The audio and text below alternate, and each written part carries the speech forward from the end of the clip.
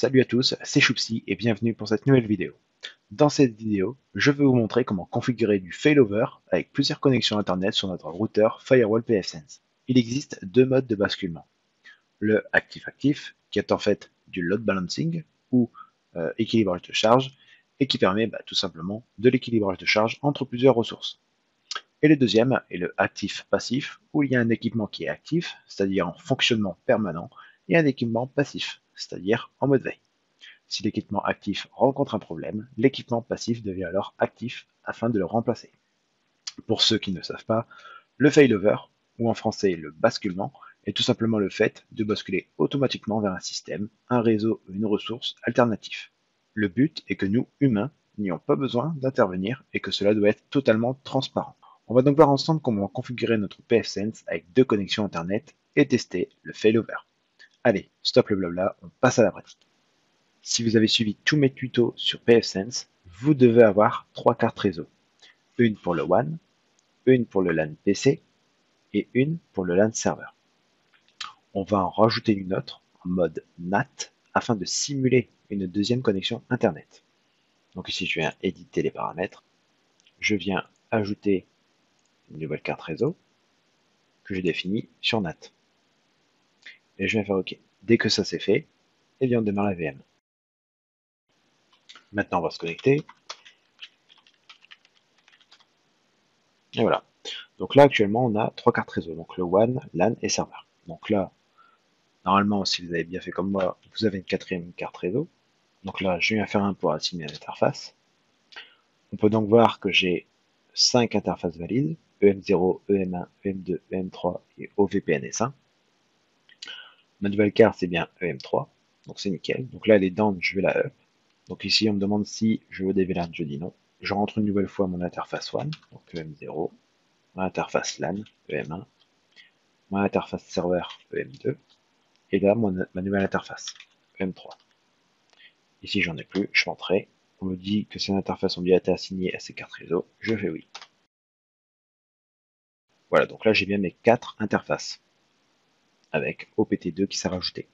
Donc maintenant on va assigner une adresse IP à notre interface OPT2. Donc si vous êtes en production, vous devez avoir une deuxième connexion Internet avec votre fournisseur d'accès qui vous a fourni les accès avec une plage IP, avec un masque et une gateway.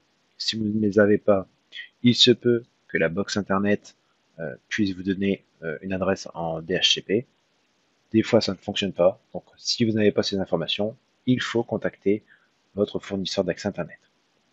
Donc, nous, tout se passe avec VMware Workstation. Donc, au niveau de la carte NAT, il faut juste que vous vérifiez au niveau dans Edit, Virtual Network Editor. Et là, ici, vous voyez, j'ai une interface qui est le NAT. D'accord? Sur le réseau 192.168.65.0. Au niveau de ma passerelle, c'est 192.168.65.2. Si vous utilisez VMware Workstation, il se peut que vous êtes dans le même cas que moi au niveau du réseau. Voilà, donc là ici, je viens faire 2. Je sélectionne ma quatrième interface et je lui donne une adresse IP. 192.168.65 avec des points, c'est mieux. 65.250 en /24. Et là, je définis ma gateway. 65.2. Je ne veux pas de IPv6, je ne veux pas de DHCP sur cette interface et je ne veux pas accéder à pfSense depuis cette interface aussi. Je fais entrer et voilà. Donc là, mon interface OPT2 a bien une adresse IP 192.168.65.250. Donc là, normalement, eh bien, sur notre pfSense, on a deux connexions Internet. Donc maintenant, direction de notre interface graphique pfSense. Donc là, on va se connecter. Voilà. Et là, on va faire un test tout bête afin de vérifier que notre deuxième connexion fonctionne. Donc là, on va aller dans Diagnostic et aller dans Ping. Ici, je vais rentrer www.legal.fr afin de voir si j'ai Internet et que la résolution de nom fonctionne bien. Et ici, au niveau de ma source, je vais sélectionner OPT2. Et là, je teste. Voilà. Donc là, on voit bien que ça fonctionne. OK? Donc, depuis mon interface, j'ai bien Internet. Donc maintenant, dans un premier temps, on va aller dans Interface et Assignment. Donc là, j'ai bien mes 4 interfaces. Je vais cliquer sur OPT2. et je vais changer la description, je vais mettre par exemple WAN2. Voilà, et je vais faire save. Et apply change. Voilà, comme ça au moins on est carré. Ensuite, il faut assigner des serveurs DNS sur chaque passerelle WAN. Alors, en gros, on va aller dans Système et General Setup. Actuellement, au niveau des DNS, on a les DNS en interne. Donc 192.168.100.1 et 192.168.5.200. Et vous voyez ici, ce qui est marqué, c'est indiqué que s'il y a plusieurs connexions WAN, il doit y avoir au moins un serveur DNS unique par passerelle. D'accord? Donc là, si j'essaye de mettre ces deux-là, donc je vais vous montrer. Voilà. Je vais faire save. Et là, vous voyez, on me dit que la passerelle ne peut pas assigner ce DNS parce qu'il est directement connecté sur ce réseau. D'accord? Donc, je suis obligé d'utiliser des DNS extérieurs. Donc là, je vais refaire none. Donc, ces DNS-là, je les laisse. Hein, il ne faut pas y toucher surtout. Et là, je vais rajouter deux nouveaux DNS. Donc là, par exemple, on va mettre ceux de Google. Donc 8.8.8.8 et 8.8.4.4. Et là, donc 8.8.8.8, je vais mettre sur la première passerelle et l'autre DNS sur la deuxième. Là, je vais faire save. Voilà. Donc là, les changements ont bien été appliqués. Donc maintenant, j'ai bien 4 DNS serveurs. Ok. Donc, comme ça, si jamais ma première interface WAN rencontre un problème, il faut que ma deuxième interface puisse également résoudre les noms afin que ce soit transparent pour vos utilisateurs ou vos clients. Dès que ça c'est terminé pour vous, on va passer à un sujet intéressant, c'est le groupe de passerelles. Dans ce groupe, on va y ajouter la passerelle de la WAN et la passerelle de la WAN 2. Donc là, on va se diriger dans Système et dans Routing. Là, ici, on peut voir toutes les gateways qui sont sur votre PFSense. Ici, on en a bien deux.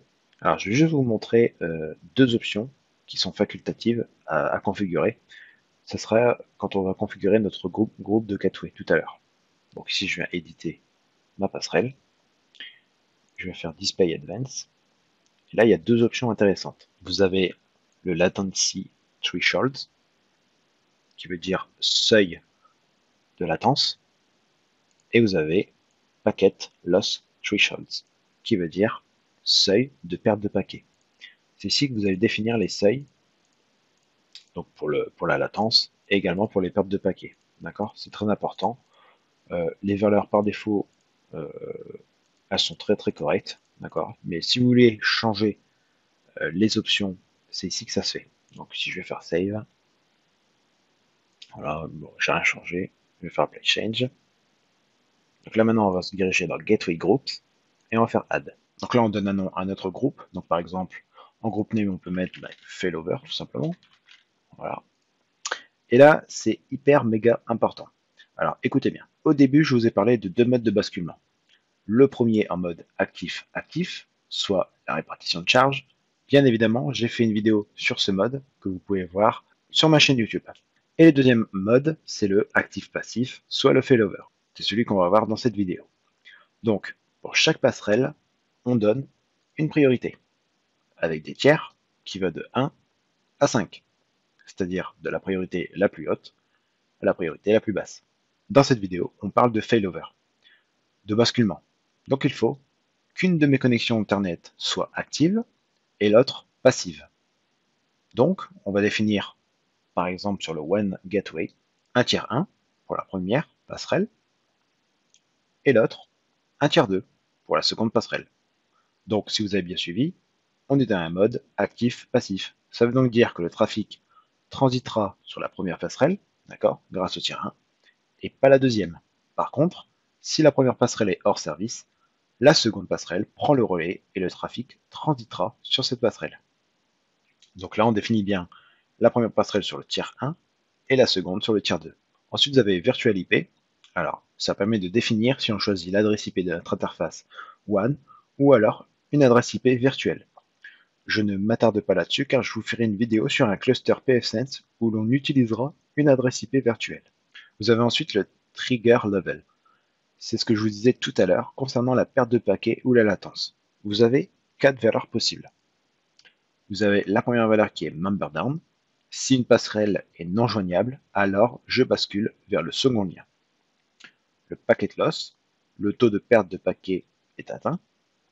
Le height latency, la latence maximale est atteinte. Ou alors packet loss or height latency, perte de paquet ou latence maximale atteinte. Dans notre cas, toutes les possibilités peuvent être choisies. Mais la valeur la plus adéquate quand même à notre situation est member down. Donc en gros, si une passerelle est non joignable, eh bien alors je bascule vers le second lien. Ok. Donc là on choisit member down. Et au niveau de la description, soit vous remettez failover ou alors vous ne mettez rien du tout. Ok. Donc là on va faire save et on va faire apply change. Voilà. Donc là j'ai créé un groupe de passerelles qui permet de basculer d'une connexion à une autre dès que la passerelle est non joignable. Maintenant, il faut indiquer à notre PSense que le trafic doit passer par ce groupe de passerelles.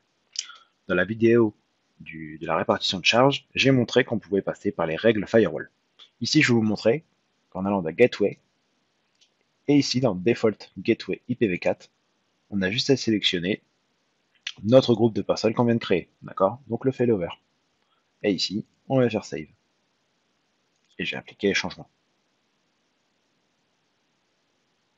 Voilà. Donc là maintenant, la Gateway par défaut, et ben, c'est mon groupe de passerelles entre mes deux passerelles. Ok? Voilà, donc là, tout est opérationnel. Il ne nous reste plus qu'à faire plusieurs tests. Avant de faire les tests, on vérifie bien dans Statut, puis Gateway. Ici, vous voyez, on voit bien que nos passerelles sont bien en online. Donc, ça veut dire que mes passerelles sont bien up. On peut voir ici que la Gateway, par défaut, est bien ma passerelle 1, d'accord, que j'avais définie sur un tiers 1.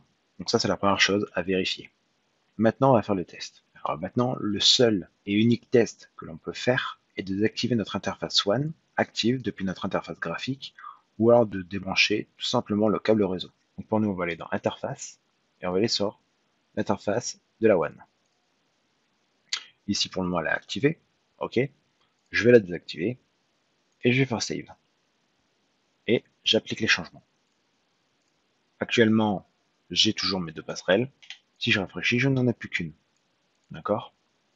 Ici, si je fais par exemple une recherche sur Wikipédia, bon, j'ai mal tapé, mais voilà. Vous voyez, le trafic passe bien par ma deuxième passerelle. Un autre test qu'on peut faire est d'ouvrir un terminal et de lancer un traceroute.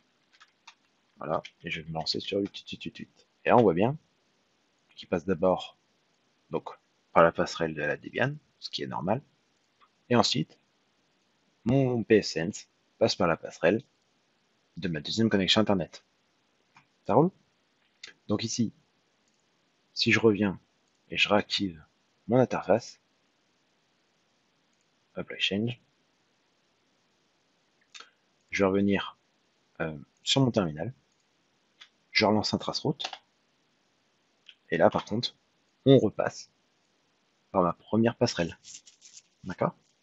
Donc là, la bascule entre la première et la deuxième, elle se fait bien. Donc maintenant, on va voir une autre méthode où on va voir vraiment le cheminement du basculement. D'accord? Parce que là, actuellement, j'avais juste désactivé mon interface, sauf que le problème, c'est qu'on voit pas vraiment ce qui se passe. Lui, directement, il va basculer vu que l'interface 1 est désactivée.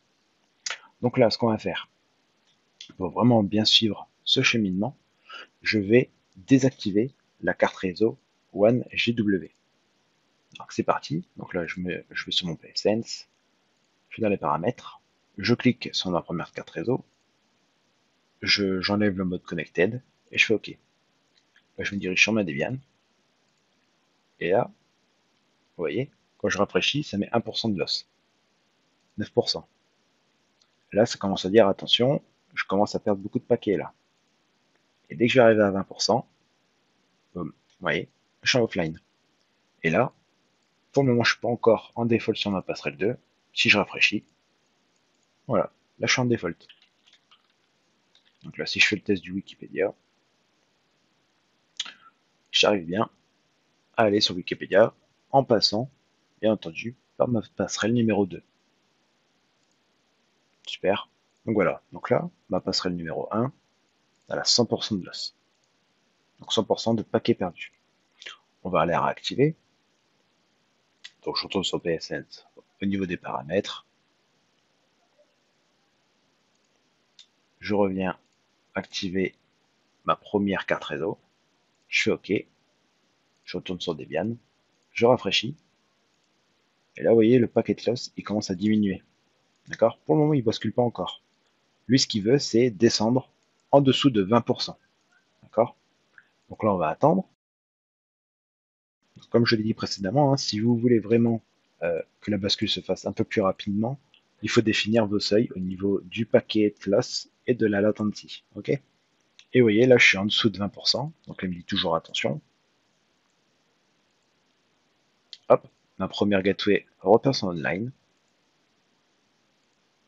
Et là, ma première passerelle, elle repasse en défaut. D'accord? Donc là, le basculement entre la deuxième passerelle et la première, elle s'est faite automatiquement, sans que vous fassiez quoi que ce soit. C'est ça le but du failover. Voilà pour la mise en place du failover sur notre routeur Firewall pfSense. Voilà pour la mise en place du failover sur notre routeur Firewall pfSense. J'espère, grâce à cette vidéo, que vous avez appris quelque chose d'intéressant. N'hésitez pas à vous abonner à ma chaîne afin pour découvrir plus, de mettre un petit pouce bleu si cela vous a aidé et de me dire en commentaire si vous avez des problèmes. Je vous répondrai dans les meilleurs délais.